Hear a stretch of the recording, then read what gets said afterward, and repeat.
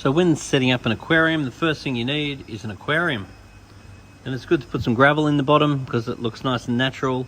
Tanks without gravel always look unfinished.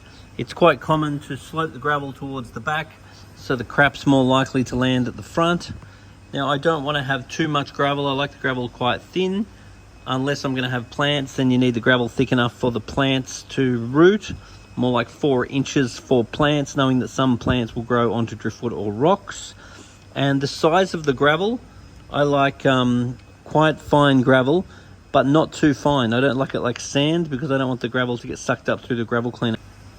So now I've gone and put some fake plants into the water, and I've added some waterager. Now this is Easy Waterager from Majestic Aquariums, and this actually helps the GH, KH and pH, as well as gets rid of the chlorine and so forth, preparing your water for fish. So this needs to be added every time you do a water change, or when you're setting up the aquarium, to make sure that your water is ready for the fish.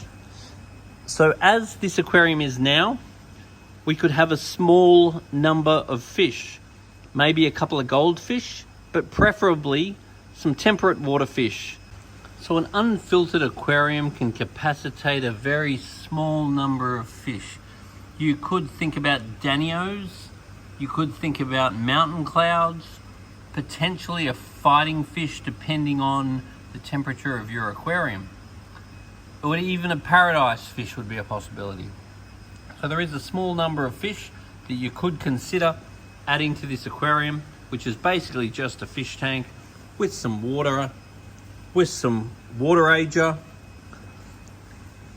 some gravel and some fake plants.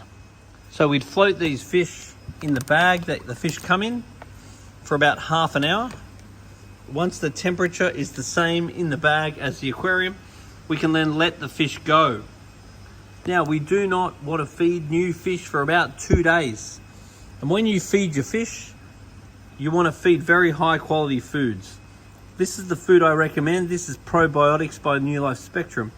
It is a cold extruded food, so it's not pressure cooked and processed.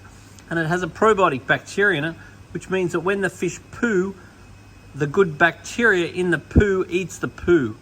So this is a super good way of keeping your aquarium nice and clean. Because basically the health of your fish is 50% water quality and 50% food quality. So basically, grab some fish, float them in the top, don't feed them for 2 days, then feed the fish a maximum of what they eat in 30 seconds. So all the food's gone after 30 seconds. And you want to feed them about 5 times a week. And then every now and then bring a sample of water down to Majestic Aquariums so we can test your water and we can make sure everything's going to go well. We also want you to bring a video so we can see what's going on with the tank. And in the video, we want to see any bottles or jars or food or anything you use for your tank. Now, about every 2 to 4 weeks, it's a good idea to do a bit of a quarter water change. When you're doing a quarter water change, you want to make sure that you put waterager into the new water before you put it into the aquarium.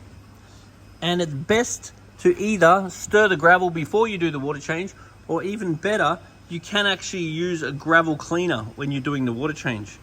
And the gravel cleaner will allow you to pull all of the garbage out of the gravel, and then the gravel falls back down and all the dirt in the gravel falls out. That's much better than just taking the clean water out of the top. So imagining you've got a couple of fish swimming around your tank now, zebra danios, mountain clouds, that sort of thing. When you first put fish in the tank, it's pretty normal for the water to go a little bit cloudy. The reason why it's going cloudy is that good bacteria is establishing, and often the bacteria that grows in the water grows before the bacteria that is going to eventually keep the tank nice and clear. So the next thing that you might consider doing, particularly if you want to get more fish and increase the biological capacity of this water, is you might want to think about getting an air pump. So an air pump connects by air line into an air stone.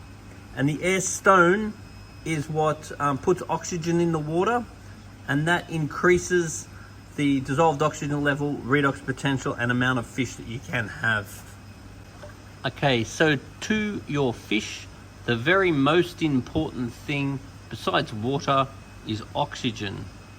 And oxygen is very, very important for the fish. And to allow the fish to get oxygen, they must have good gas exchange. So if the water at the top of your aquarium is well agitated, then your water will be nice and rich in oxygen.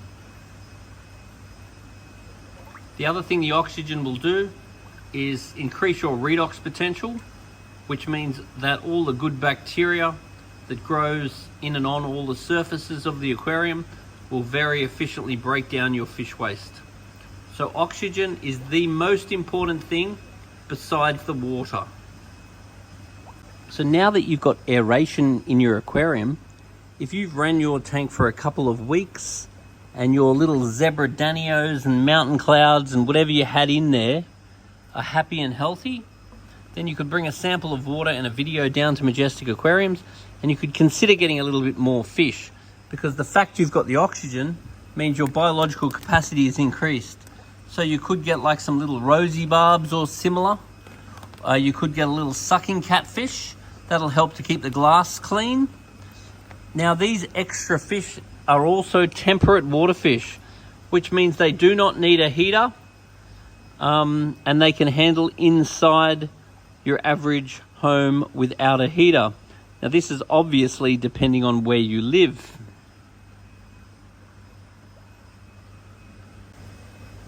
So once the new fish have been floating in the top for about half an hour, you can let them go. And once again, once the new fish go in, we do not want to feed for the next couple of days. And we want to make sure we take a sample of water and video back down to Majestic Aquariums before we consider adding more fish.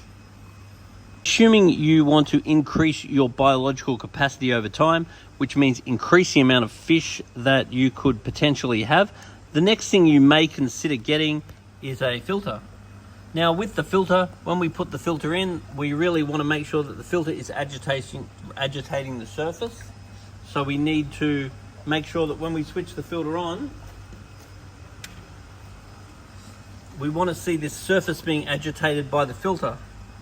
Because what's going to happen is good bacteria is going to grow in the filter, and the good bacteria that grows in the filter is going to break down the waste from the fish. And it's going to require oxygen to do that for the process of oxidization. So it's really important that as you notice the filter getting dirty, particularly if it doesn't seem as powerful, then you want to take the filter apart and give the filter a clean. When you clean the filter, you really want to clean the filter in water you've removed from the aquarium. You do not want to use tap water, because the chlorine in the tap water will kill off the good bacteria.